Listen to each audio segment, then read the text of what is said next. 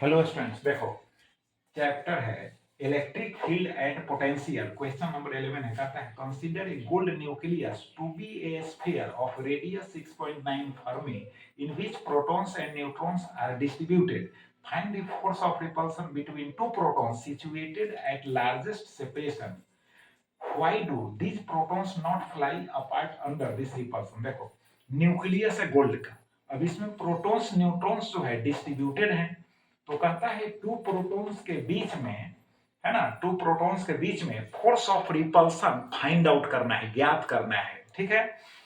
और सिचुएटेड कहां पर वे दोनों स्थित हैं, तो एट लार्जेस्ट डिस्टेंस। तो न्यूक्लियस यहां पर हम दिखाए हैं कि न्यूक्लियस है यह, तो एक यहां पर होगा प्रोटॉन और एक यहां पर, यानी एक यहां पर है दूसरा यहां पर, यही ना लार्जेस्ट डिस्टेंस हो सकता है। तो डिस्टेंस दोनों के बीच में क्या होगा, अरे यार r plus r, radius plus radius, तो डायमीटर की इक्वल हो जाएगा।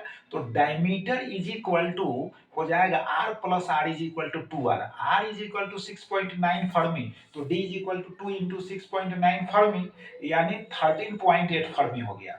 अब फोर्स ऑफ रिपल्सन हो चाहे फोर्स ऑफ अट्रैक्शन, फॉर्मूला तो सेम होता है। तो force of repulsion F is equal to 1/4 pi epsilon naught Q1 Q2 by d square. अब यहाँ प्रोटॉन्स है तो हम लिख सकते हैं E इंटू ई, या E का स्क्वायर भी लिख सकते हैं। तो इसका वैल्यू आपको पता है पहले से, 9 इंटू 10⁹। और प्रोटॉन का जो चार्ज होता है, यानी प्रोटॉन पर जो चार्ज होता है वो तो पॉजिटिव होता ही है, लेकिन उसका मैग्नीट्यूड यहाँ पर यूज करेंगे तो 1.6 इंटू 10⁻19, ठीक, कूलम होता है यार।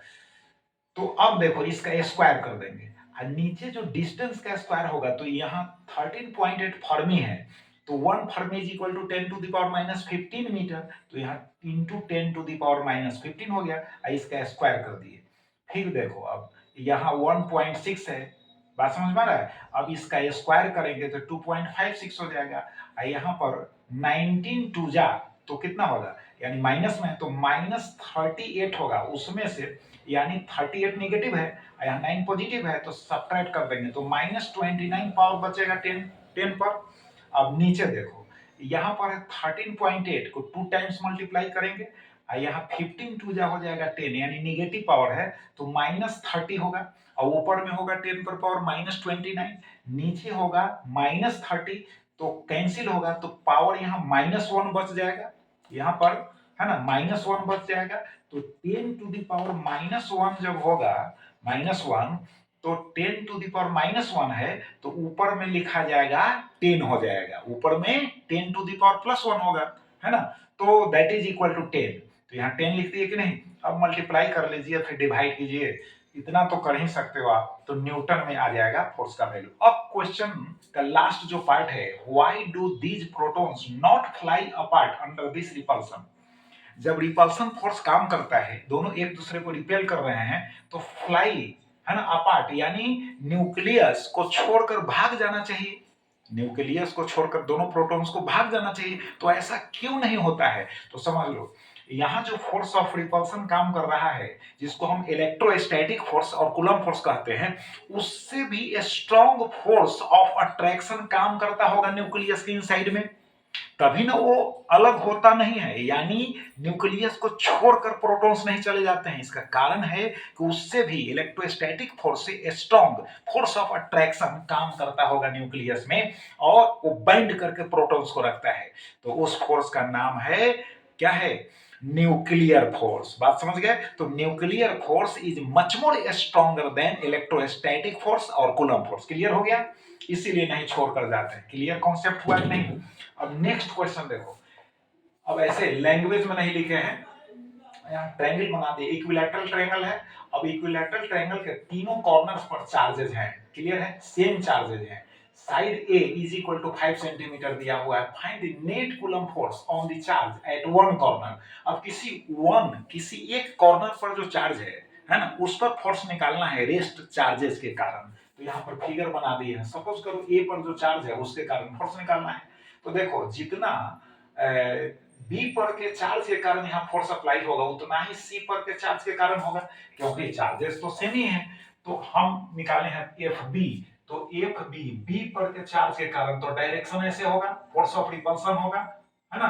तो एफ बी का वैल्यू यहाँ निकाल दिए 9 इंटू 10⁹ और चार्जेस दोनों तो सेम ही है तो स्क्वायर कर दिए हैं। नीचे डिस्टेंस 5 सेंटीमीटर है तो 5 इंटू कितना हो गया 10⁻⁻2 हो गया। इसका स्क्वायर किए तो 5 5 जा हो गया 25, 2 2 जा 4 -4 हो गया। यहाँ 6 दूना 12 -12 होगा और 9 है प्लस में तो घट जाएगा तो -3 हो गया और 9 चौका 36 हो गया। चूंकि स्क्वायर करके हम 9 से मल्टीप्लाई कर देंगे और नीचे हो गया 5 5 25 यानी 36/25। यहाँ पर देखो 10⁻³ 10⁻⁻4 तो 10⁻³ कैंसिल तो यहाँ हो जाएगा 10⁻1 ऊपर जाएगा तो 10 हो गया तो हो गया 360/25 न्यूटन। क्लियर। अब एफसी का भी वैल्यू उतना ही ना होगा यार, चार्जेस तो सेम ही है, डिस्टेंस भी सेम है, इसलिए एफसी का वैल्यू उतना ही होगा। अब दोनों फोर्सेस को क्या करना है, जोड़ना है, तो वेक्टर मेथड यूज करना है। फोर्स जो है वेक्टर क्वांटिटी है यानी सदिश राशि है, तो वेक्टर्स को ऐड करने में वेक्टर्स का ही रूल फॉलो करना होगा।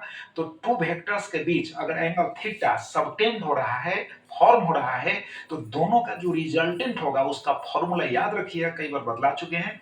जैसे f is equal to √f1 square plus f2 square plus 2f1 f2 cos theta, याद रखना है।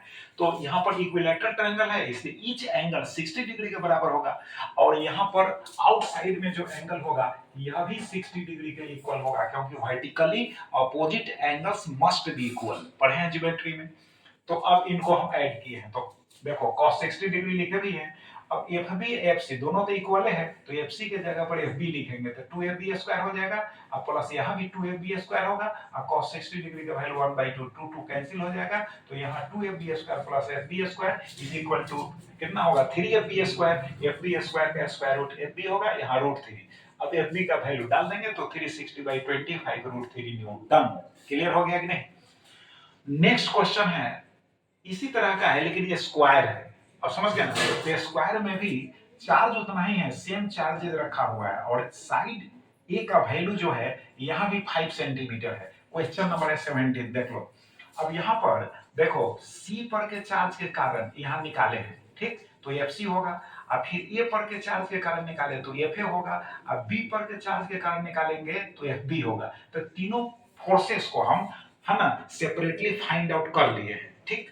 तो एफ ए एफ सी दोनों बराबर होगा, एफ ए जो होगा और फिर सी पर के चार्ज के कारण जो एफ सी होगा, बात समझ गए ना, दोनों फोर्सेस का मैग्नीट्यूड क्या होगा, सेम ही होगा, दोनों फोर्सेस का मैग्नीट्यूड सेम होगा। तो निकाल लिए, देख लो 9 इंटू 10⁹ 2 इंटू 10⁻6 का स्क्वायर, डिस्टेंस जो है 5 इंटू 10⁻2 का स्क्वायर हो गया, 5 सेंटीमीटर है। अब इसको सॉल्व करेंगे तो 360/25 आएगा। क्लियर है, देख लो यहाँ साफ साफ है कैलकुलेशन। अब देखो एफ बी, तो एफ बी यानी बी पर के चार्ज के कारण निकालना है तो इसके लिए डिस्टेंस चाहिए, तो डिस्टेंस का मतलब यहाँ हो गया डायगोनल हो गया, विकर्ण हो गया स्क्वायर का। तो स्क्वायर का जो डायगोनल होता है √2 इंटू साइड होता है, तो यहाँ √2 इंटू 5 इंटू 10⁻2 लिखना पड़ेगा, क्योंकि सेंटीमीटर में है तो मीटर में बदल कर लिखना पड़ेगा। अब देखो यहाँ 9 तो यहाँ 2 2 जा 4 तो 9 चौका 36 हो गया, फिर यहाँ पर 6 2 जा यहाँ हो जाएगा 12 यानी नेगेटिव पावर है तो यहाँ पर सब्ट्रैक्ट करेंगे तो -3 हो जाएगा। नीचे देखो 5 5 जा हो जाएगा कितना 25 और √2 का स्क्वायर करोगे तो 2 तो 25 दूना हो जाएगा 50 हो गया, यहाँ 10⁻⁻4 होगा। यहाँ देखो इस जीरो, ये जो जीरो है यहाँ से कैंसिल हो जाएगा तो -3 बचेगा और -3 पावर ऊपर भी है 10 पर तो ये दोनों कैंसिल हो जाएगा तो 36/5 होगा न्यूटन। क्लियर। अब देखो अब हमको ऐड करना है, तो ऐड करना है तो सबसे पहले देखेंगे कि जिनके बीच का एंगल हमको पता है तो F A and F C दोनों के बीच का एंगल 90 डिग्री है। क्लियर। तो अब इनको जोड़ो तो 90 डिग्री होगा तो cos थीटा का वैल्यू यानी cos theta is equal to cos 90 degree, तो cos 90 डिग्री का वैल्यू हो जाएगा 0, तो केवल होगा F A square under root अब प्लस हो जाएगा एफ सी स्क्वायर। अब दोनों का वैल्यू सेम है इसलिए हम लिखेंगे 2fa स्क्वायर, fa स्क्वायर का स्क्वायर रूट हो गया fa तो fa √2 चाहे √2 इंटू fa, तो यहाँ हो गया 360/25 √2 fa का वैल्यू डाल दिए यहाँ पर। अब क्या करना है कि देखो इसका जो रिजल्ट होगा, रिजल्टेंट जो होगा इसी डायरेक्शन में वर्क करेगा, ठीक, बात समझ गए, जिस डायरेक्शन में एफ बी काम कर रहा है। अब इन दोनों का जो रिजल्टेंट होगा वही नेट फोर्स होगा। तो दोनों तो एक ही लाइन में काम कर रहे हैं, मतलब एक ही स्ट्रेट लाइन पर सेम डायरेक्शन में दोनों फोर्सेस सब काम कर रहे हैं। दोनों को डायरेक्ट ऐड कर देना है, जैसे 2 + 2 = 4 उसी तरह से ऐड करना है। तो दोनों को हम डायरेक्ट ऐड कर दिए। अब इसमें कॉमन निकाल लिए 36/5, तो यहाँ 2√2 हो गया +1 इतना न्यूटन हो गया। क्लियर हो गया कि नहीं?